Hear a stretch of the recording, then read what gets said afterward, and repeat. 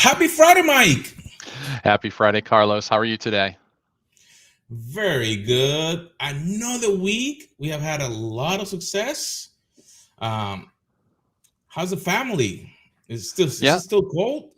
yeah, it's still cold. Actually, the kids have a snow day today because it's not snowing, but there's an ice storm coming in here in the Boston area. So that was enough that they canceled school so that people aren't traveling in the icy conditions today. So I don't know. How's the cold down there in Florida? Yeah. At the beginning of the week, we were freezing. Literally, I got pictures of the oranges freezing. Now it's probably a thing on the 70s. So for Floridians, we still in cold. You'll see people going out with the jackets. Sometimes a woman with like the big puffy boots. I'm like, Oh yeah. there's no snow.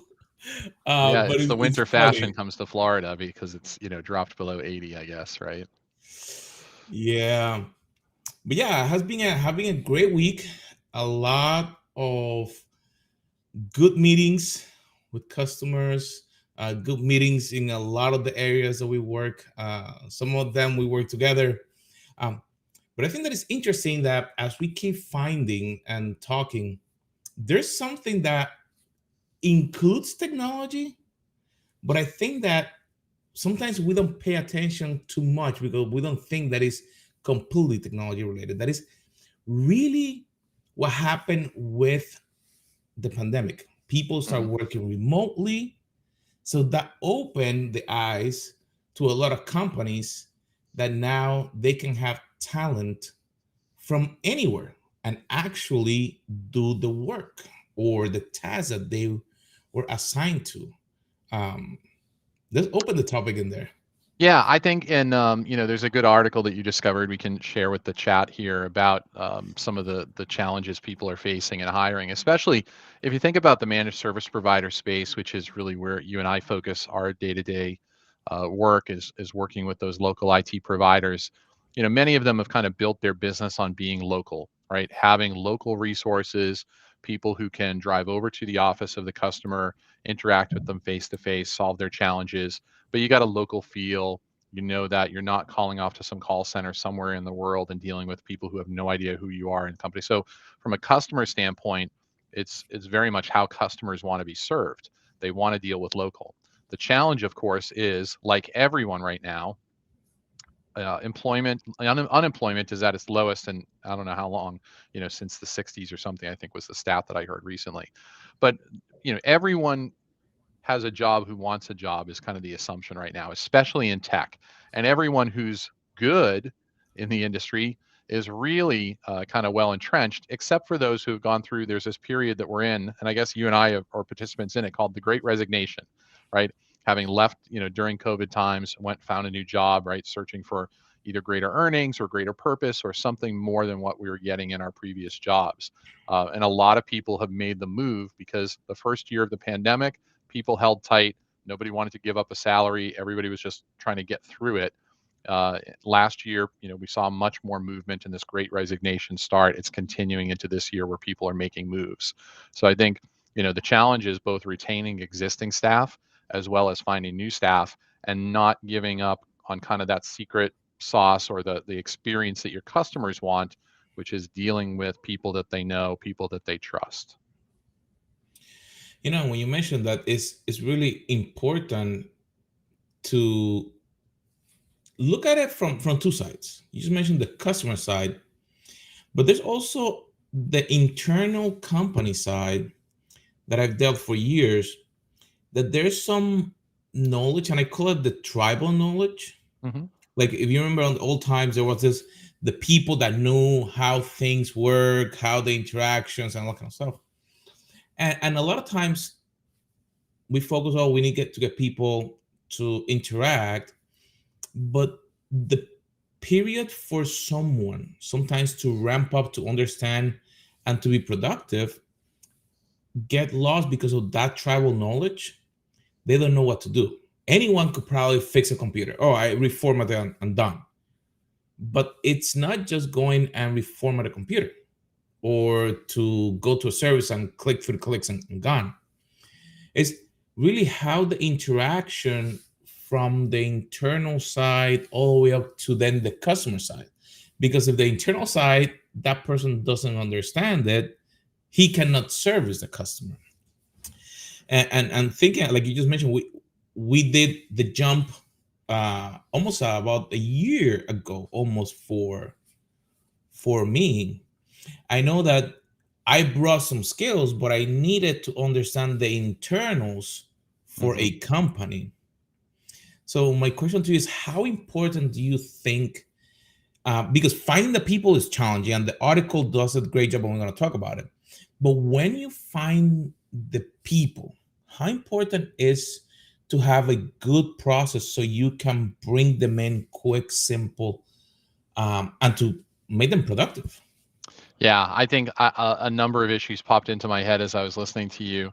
The first one is everybody in the organization is at risk, right? Like you can't, if you think about your existing team and think, oh, Carlos has been here forever, he'd never leave. Those people are too leaving their jobs, right? Because people are coming up with crazy amounts of money in some cases to try to attract people, sign-on bonuses, greater base salaries, greater variable compensation, unlimited compensation, for people who are in sales or those kind of roles.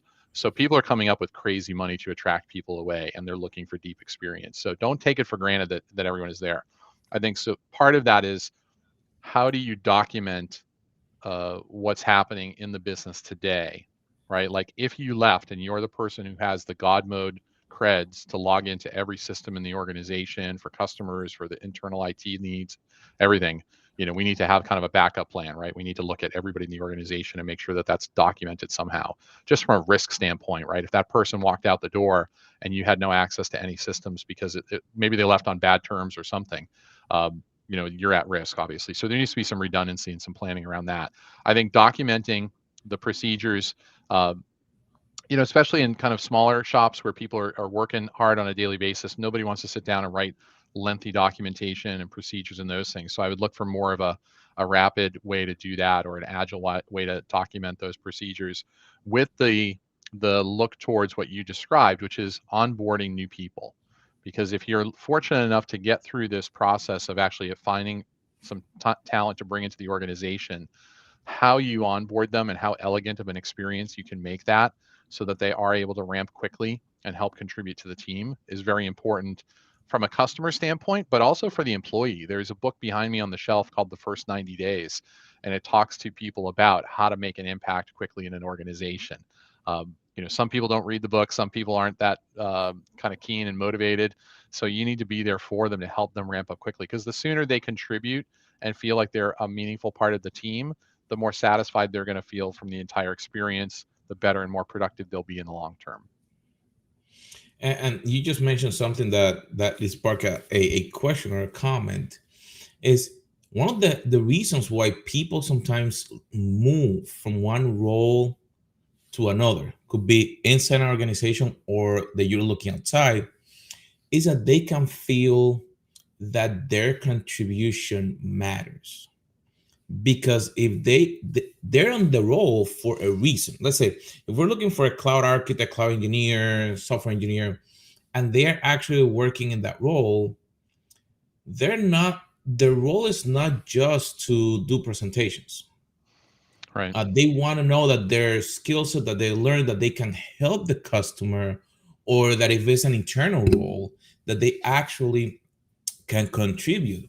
And I think that one of the details that, thinking across the years, in order for you to go up, sometimes you have to give something.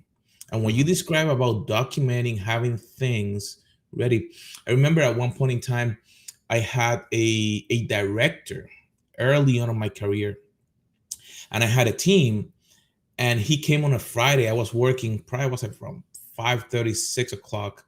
Um, and on a Friday, and he says, Carlos, you need to give up your power. And I'm like, okay, and I was I always been a straight shooter. So that at 6 o'clock in the afternoon, I'm like, do you want me to clean up my desk? And he's like, no, the complete opposite. Like, I need you to, I know that you learn faster. You need to train your team so they're not only doing little things, so you can have more time, so you can go up. That was the beginning of my leadership journey. That then I said, okay, if I am so high level on the technical side, how do I do that?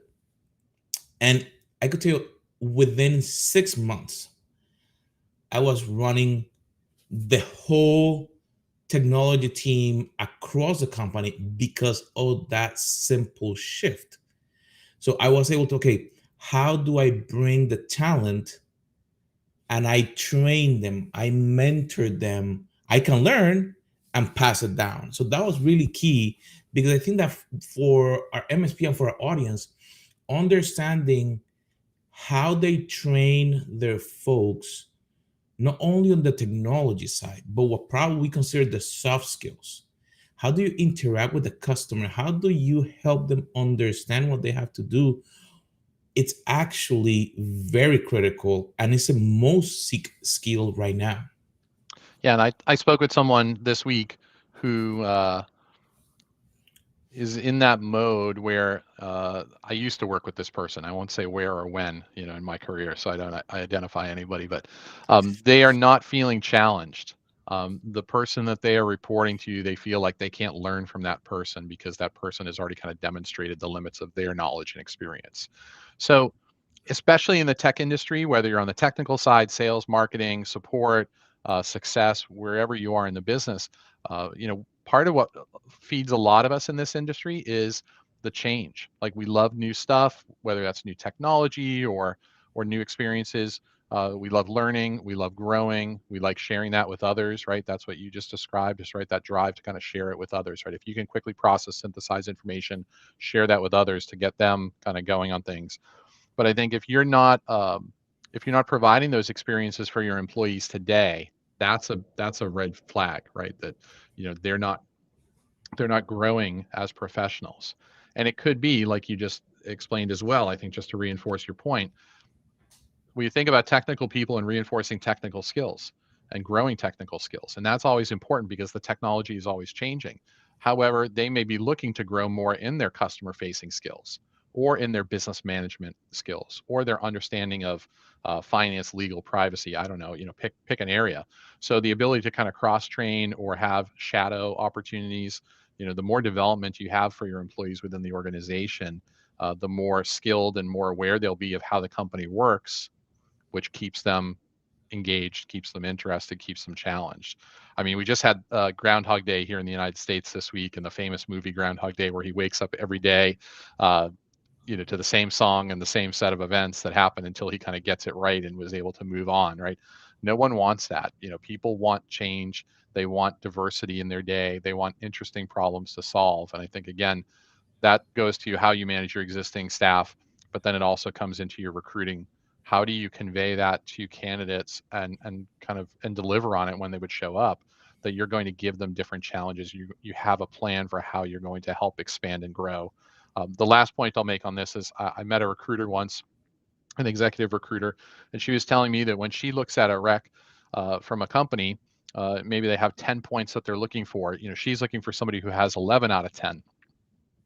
And I said, that's really interesting because as a job seeker, what I'm looking for are roles where if they're looking for 10 things, I want to see that I have 7 of them, because then I want to have some room to grow in the role. I want to have, some place where I can go and learn new things and pick up new skills.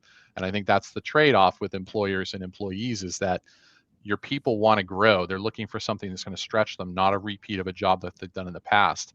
You might be looking for somebody who has exactly the right experience. So I think there's got to be some negotiation there in the middle and some trade-off around that to help people find some growth and some opportunity and say, this is a place where I can come and develop my career, but also my own skills.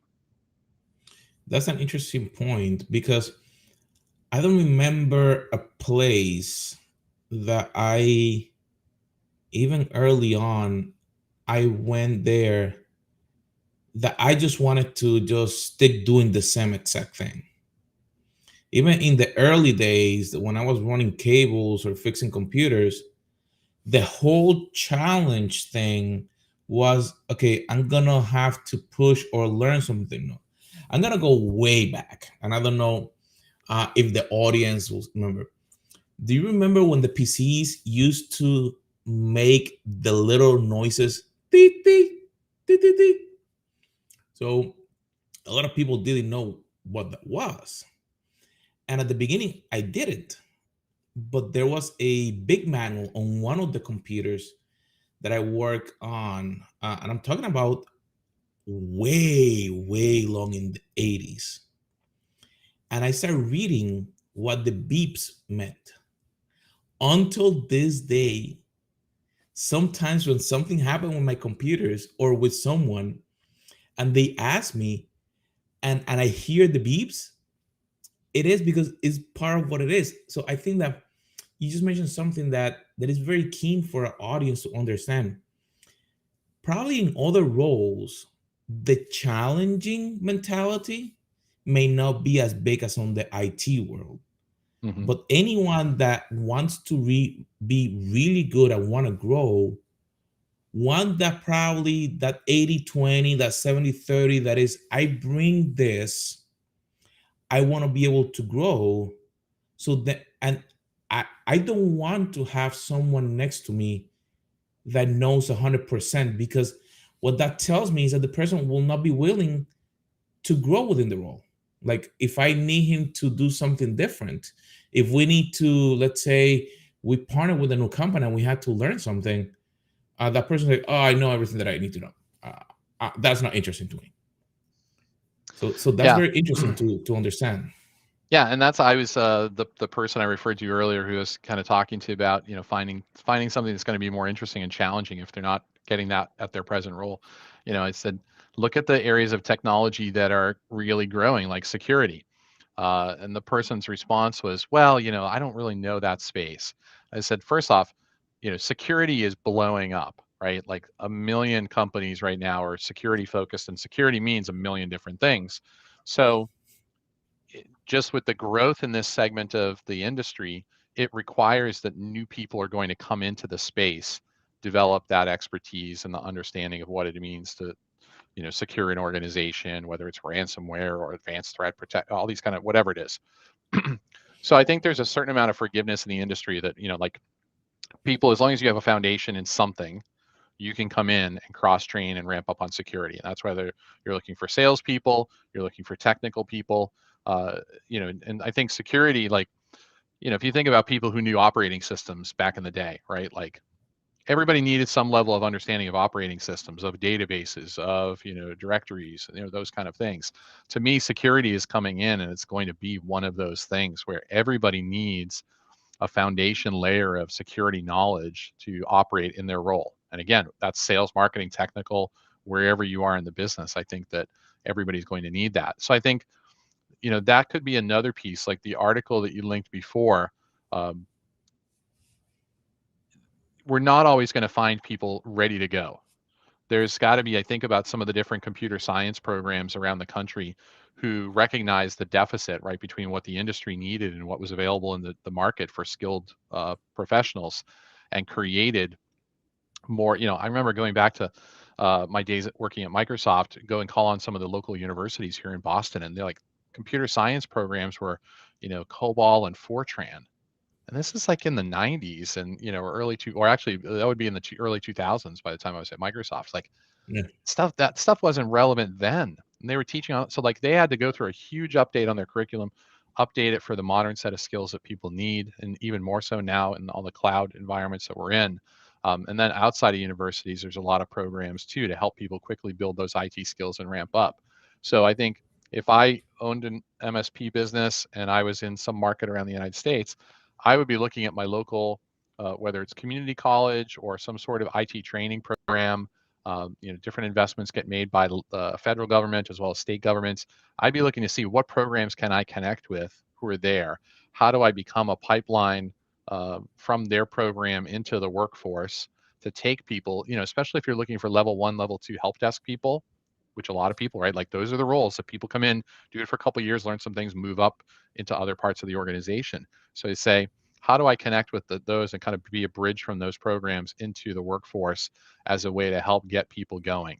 How do I contribute to that environment as well? Maybe I want to be an adjunct faculty member, or someone on the team will play that role and kind of give the real world perspective of how we serve customers to help ready people more. But I think to just sit and kind of wait, for people to come to us, is not work, right? It's got to be an active process to go out and find talent and bring them into the organization. And doing that process is where you're gonna also gonna realize, do we have to update something? Hey, all these guys are talking about cloud, and I don't even have a clue what cloud is. Hmm. Like an example, like a lot of people on the enterprise market have been working with cloud for a long time, but the shift has been accelerated with everything that is happening after the pandemic, and looking into how to then leverage some of those technologies and getting people that at least have the interest. Because here's the interesting thing. I follow one of the channels from one of the guys from Microsoft that he's one of the instructors, and he creates probably at least one video a week that is just updates, and that's just on the Microsoft cloud. There's Hmm. always a dual port for the other ones, but let's just pick the Microsoft cloud. That's just talking about what got updated. Hey, now you can do this, now you can do that, this new update. And then sometimes I'm like, okay, I follow him because he has a digital whiteboard, and he literally whiteboard the exact how you deploy it. And then he sometimes release like a 2 hour video or 3 hour video covering all these scenarios that you can do with the new capacities that come out. Yeah. So what that tells me is that, okay, it's not that you will never learn the cloud. You don't need to learn everything. It's okay, get the idea, and probably you need people that will be interested in learning. Oh, we're working on here. How do we migrate the stuff from what we currently have now on the cloud? We have new opportunities. Like I remember when email was on premise. I'm one of the Microsoft masters for Exchange, um, and I remember when you ran everything on premise, and then when they start coming into Office 365, people initially were like, I'm gonna give up control, and then all of a sudden, um, you don't have to patch it, and they're like, ooh. Yeah, and now So who would even think of deploying Exchange, right? In in anywhere other than Exchange Online, right? It's the moving, I think first off, you should share that channel of the YouTube, if that's where he's putting his videos. I think people would enjoy that. But I think, focusing on, it's kind of like how education needs to change overall, right? Even for kids, if you have kids in school, the way that they're teaching to, memorize information versus being taught how to discover and find information, right? I'm a sales and marketing guy, but I have a technical side of my brain that I can kind of understand the concepts, but then, be able to transfer that over to how we would use technology to kind of make things happen. I'm not the guy that's going to put it all together, but what we're trying to accomplish and how technology can play in a role in that, like, there's that, people have different skill sets. They want to have different levels of depth, and I think having resources that you can tap into. How much do you invest in training as an organization? Do you do lunch and learns? Do you sit down and share resources like this NTFAQ guy, and kind of his channel, right? Like, these are great things that people need to, again, invest in the team, invest in learning.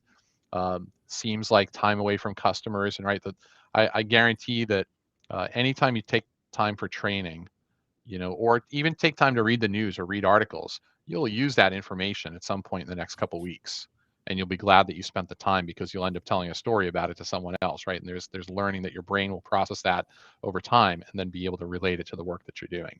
So I think part of attracting talent has got to have some kind of focus on continuing learning and having a structured program around that.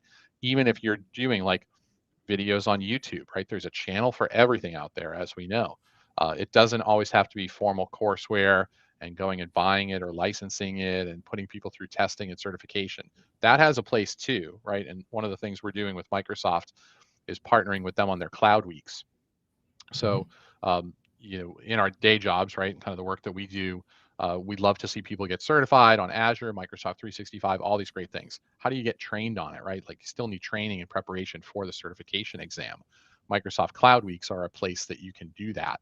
And so that's a free program that Microsoft makes available. People can go and just do 2 hour blocks over the course of a week and then take the test on the Friday and then get that certification. So, there are free programs out there like that, that I'll share a link to you in a sec here as I grab it. But those are the things people need to be creative and kind of think, how do I do it? It doesn't always mean that I have to spend $1 million on training and certification. Like there are programs out there, especially vendor driven programs, right? Vendors want you to get certified in their stuff. How do you package that creatively and put it in front of your people and say, hey, we've got a very comprehensive training and certification program? Some people will worry that if I help my people get all certified, that they're going to get all, kind of build up their resume and then they're going to leave. And that is a risk. But if you don't invest in them and you don't develop them, there's a famous kind of story, right? About, like if we put all this training, to people, they're going to leave. And it's like, if we don't and they stay, that's a risk too, right? Like we want to have trained people, we want to have smart people, we want to invest in them, and then obviously make the case for why they should stay. And you mentioned something interesting. I remember every company that invested in me, it actually gave me a sense that the company was invested in my future. Hmm. As soon as they decided to stop doing that, and we're not talking about some companies invested a lot, some companies invested a little bit, but when you get the feeling that you're just a number, that nobody cares, then that's when is the dangerous part, because then all of a sudden you are okay. So if they don't care, then I probably should go somewhere else.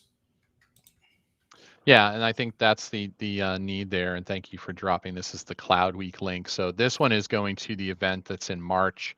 So there are other courses that they have available. It tells you what um, tests it helps you study for, all that good stuff. There are more of these programs available, but I think that's the piece that people really need, right? It's like um, being sincere, caring about kind of where people are going in their careers, investing, um, and having some sort of a demonstrated track record around that, from existing employees, right? As the person, a candidate's going to talk to your team, um, are you actually walking the walk or just talking the talk? Or, I mean, if it's new, quite frankly, right? If you say, hey, it's been challenging as we grow to kind of keep it. We're implementing a new training program. Being upfront about that to a candidate isn't a bad thing either. So I think, there's a lot of things that are moving. I think having a honest intent and kind of empathy and kind of embracing that as you go into this makes you a better employer, makes you a better destination for talent. And before we finish, I think that if anybody that is listening to this wants to jump, drop us a message, because there are a lot of opportunities that we can help you. One of the things that I love is when I get a message, let's say through LinkedIn, that Hmm. is not about selling me something. That is Yeah. someone actually saying, hey, you got suggested. I look at your profile. I will want to connect with you because I see myself there in a couple of years. Can we have a chat? I love those, because then that gives me the opportunity to share a little bit of experience, but also to see, hey, this person is growing. This person wants to get better. Um, what do you think about that, Mike?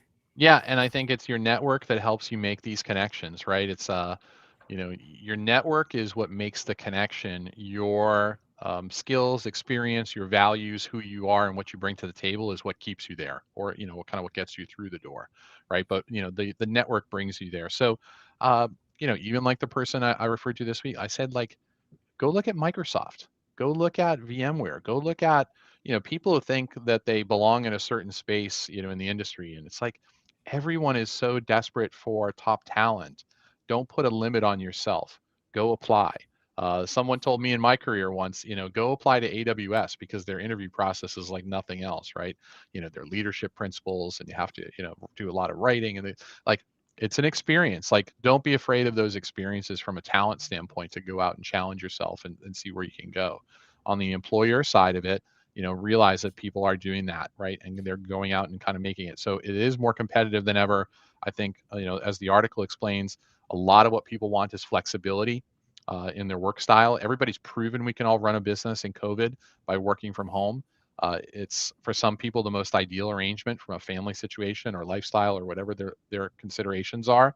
I think you have to be flexible on that stuff and give on other things, right? So there's got to be some give and take because the candidates really have the power.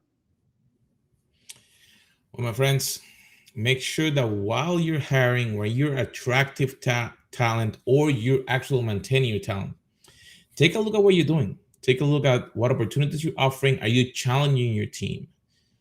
Are you offering them opportunities so they can grow probably outside of their current role? Like, I know people that may be on a technical role and they may want to move into a manager role, or the opposite, or they may want to go into a different part of the business. I think that when we look at that and we help our team grow, then we can keep the business growing. So, Mike, being awesome to see you again. To our audience, thank you for tuning in. Make sure that you share this, subscribe in any of the platforms that we're in, and we'll see you next week right here, 9 o'clock Eastern Standard Time on Friday. See you guys.